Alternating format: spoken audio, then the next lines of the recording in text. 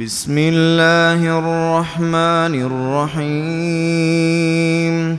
إذا السماء انشقت وأذنت لربها وحقت وإذا الأرض مدت وألقت ما فيها وتخلت وأذنت لربها وحقت يا أيها الإنسان إنك كادح إلى ربك كدحا فملاقيه فأما من أوتي كتابه بيمينه فسوف يحاسب حسابا يسيرا وينقلب إلى أهله مسرورا وأما من أوتي كتابه وراء ظهره فسوف يدعو ثبورا ويصلى سعيرا إنه كان في أهله مسرورا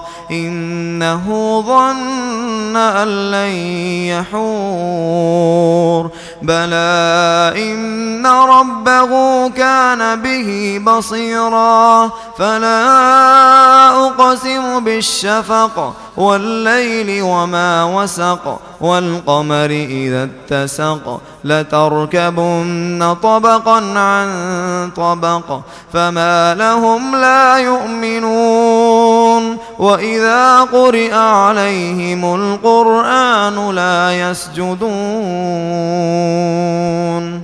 الله